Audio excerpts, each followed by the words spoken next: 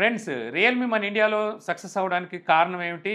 రియల్‌మీని మన ఇండియాలోకి ఒప్పో పరిచయం చేసినప్పటికీ, ఒప్పో ఏ రోజు రియల్‌మీ సక్సెస్‌కి కారణం అయితే కాలేదు. సో, రియల్‌మీ సక్సెస్‌కి కారణం ఒకే ఒక్కలు, అదే మాధవ్ సేత్. సో, మాధవ్ సేత్ రియల్‌మీ సీఈఓగా ఇండియాలో ఉన్నంత సేపు మీరు చూడండి, ఉన్నంత కాలం రియల్‌మీ మంచి మంచి మొబైల్స్ మంచి ప్రైస్‌లో అయితే తీసుకొచ్చింది. ఎప్పుడైతే రియల్‌మీ నుంచి మాధవ్ సేత్ బయటికెళ్ళిపోయాడో, సో, అప్పటినుంచి ఇప్పుడు మనం చూసుకుంటే రియల్‌మీ తీసుకొచ్చే మొబైల్ ఫోన్స్‌లో చాలా మార్పులైతే చూడొచ్చు. మెయిన్‌లీ చూసుకుంటే ప్రైస్ విషయంలో సో, వాళ్ళు మిడ్ రేంజ్ దాటి ప్రీమియం సెగ్మెంట్‌కి వెళ్ళిపోవాలన్న ఆకాంక్షే రియల్‌మీ నుంచి అయితే కనబడుతుంది. సో, అయితే ఈ వీడియో రియల్‌మీ గురించి అయితే కాదు. సో, మాధవ్ సేత్ గురించి అని చెప్పాలి. సో, మాధవ్ సేత్ రియల్‌మీ నుంచి బయటికి వెళ్ళిపోయాడు. బాగానే ఉంది. ఎళ్లి ఏం చేశాడు అంటే హెచ్‌టెక్ అని చెప్పి హానర్‌ని మళ్ళీ మన ఇండియాలోకి అయితే తీసుకొచ్చాడు. హానర్ కరోనా తర్వాత మన ఇండియాలో అలాగే అదర్ కంట్రీస్‌లో కూడా బ్యాన్ అయిపోయింది. ఆ తర్వాత మళ్ళీ హానర్‌ని మన ఇండియాలో తీసుకురావడానికి హైటెక్‌లో ఐ తీసేసి హెచ్‌టెక్ అని చెప్పి హానర్‌ని అయితే మన ఇండియాకి తీసుకొచ్చిన సంగతి తెలిసిందే మాధవ్ సేత్. కాపోతే రియల్‌మీని సక్సెస్ చేసినట్టుగా హానర్‌ని ఎందుకు సక్సెస్ చేయలేకపోయాడు అంటే ఇక్కడ ఒక థియరీ అయితే ఉంది. రియల్‌మీ కొత్తగా బ్రాండ్ ఆవిష్కరించబడిందనమాట. ఆ టైంలో ఇండియాలోకి తీసుకొచ్చేటప్పుడు. అప్పుడు ఫుల్ ఫ్రీడమ్ ఉంది మాధవ్ సేత్‌కి. అంటే ఒక కొత్త బ్రాండు లాంచ్ అయింది కాబట్టి మార్కెటింగ్ చేయడానికి అందులోనూ మన ఇండియాలో గట్టిగా మార్కెటింగ్ చేయడానికి మన ఇండియన్ వ్యక్తిత్వన సో ఫుల్ ఫ్రీడమ్ అయితే బీబీకే ఎలక్ట్రానిక్స్ ఇచ్చిందని చెప్పొచ్చు. అంటే ఒప్పో అలాగే రియల్‌మీ గాని, వివో ఇవన్నీ బీబీకే ఎలక్ట్రానిక్స్ అని చెప్పొచ్చు కదా! అంత ఫ్రీడమ్ ఉండడం వల్ల ఈజీగా రీచ్ అవ్వగలిగాడని చెప్పాలనమాట మాధవ్ సేత్. సో, ఆ తర్వాత మరి హెచ్‌టెక్‌లోకి వచ్చిన తర్వాత హానర్ సంగతి చూడొచ్చు మనకు 4, 5 డివైసెస్‌ని ఇప్పటి వరకు లాంచ్ చేశారు. లాంచ్ చేసిన ఏది సక్సెస్ అయితే కాలేదు. దానికి కారణం ఏంటంటే హానర్ మూర్ఖత్వం అనుకోవచ్చు. లేదంటే వాళ్ళ బలుపు అనుకోవచ్చనమాట.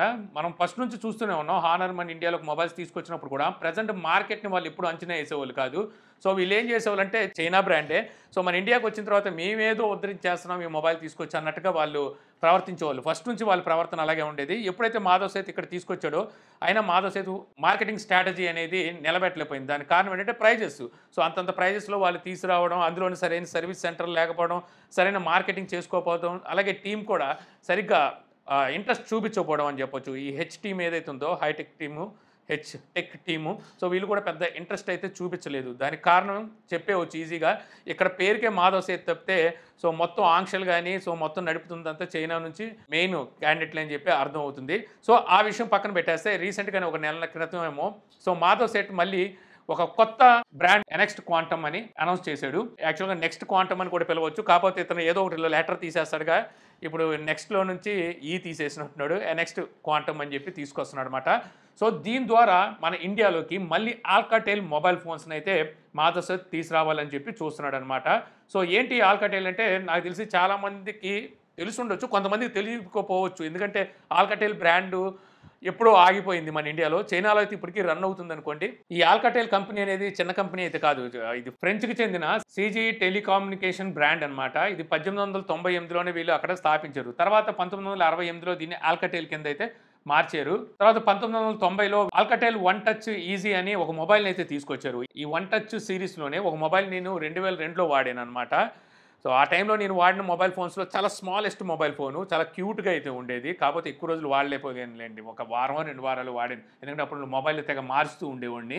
ఆ తర్వాత ఈ ఆల్కాటెల్ బ్రాండ్‌ని అమెరికాకి చెందిన లూసెంట్ అనే కంపెనీలో మెర్జ్ చేసేసారు. అప్పటి నుంచి ఇది అమెరికన్ కంపెనీగా మారిపోయిందనమాట ఆల్కాటెల్. సో, ఆ తర్వాత వీళ్ళు మొబైల్ ఫోన్స్ తీసుకొచ్చినప్పటికీ అవి కూడా అంత సక్సెస్ అయితే కాలేదు. 2016లో నోకియా, ఆల్కాటెల్, లూసెంట్ ఈ రెండిటిని అయితే కొనేసుకుంది.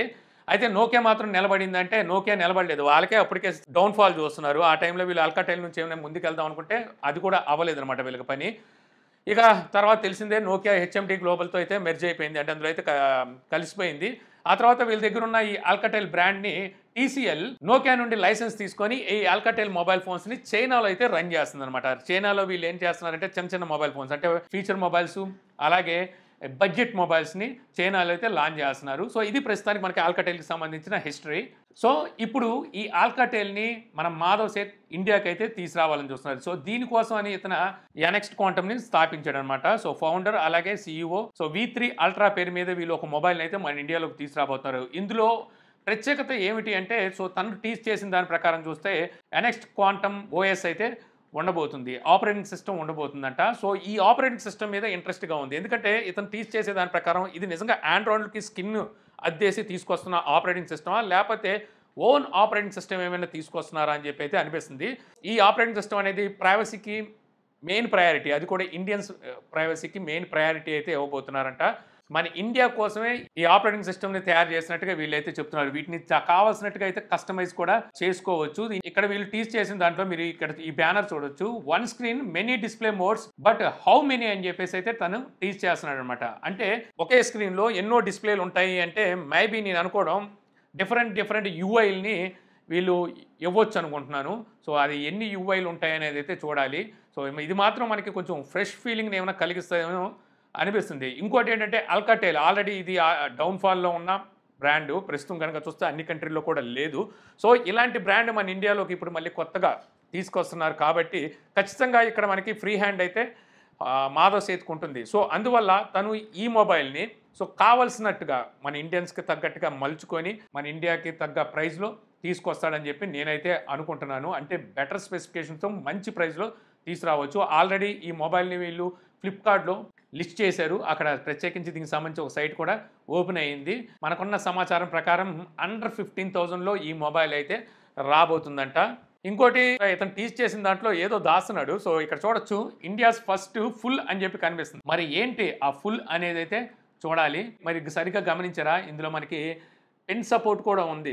అబ్బో, ఇది మామూలు విషయం అయితే కాదు. ఇది మనకి శాంసంగ్ ఎస్ పెన్ లాగా వర్క్ చేస్తుందా లేకపోతే ఓన్లీ ఒక స్టిక్ లాగా తీసుకొస్తారా అని చూడాలి. ఎందుకంటే ఎస్ పెన్ టెక్నాలజీ అనేది వేరు. రీసెంట్గా మోటోలో కూడా తీసుకొచ్చింది, మోటో ఫ్యూజన్ స్టైలిస్ అని చెప్పేసి. సో అది కూడా ఇంచుమించు అలాంటి టెక్నాలజీ. సో అలాంటి టెక్నాలజీతో ఏమైనా తీసుకొస్తారేమో చూడాలి. సో మొబైల్ అయితే మాత్రం మంచి ఇంట్రెస్టింగ్గానే ఉంది. నాకైతే మాత్రం ఇంట్రెస్టింగ్గా అనిపిస్తుంది. వీళ్ళు అనుకున్న ప్రైస్లో మనం అనుకున్నట్టుగానే 15,000 రూపాయల లోపు కనుక తీసుకొస్తే అదిరిపోద్ది. అంటే Madhav Seth main target budget audience. So first నుంచి తన స్ట్రాటజీ అయితే, కాకపోతే ఈ హానర్ పుణ్యం అని చెప్పేసి అది మార్చుకోవాల్సి వచ్చింది.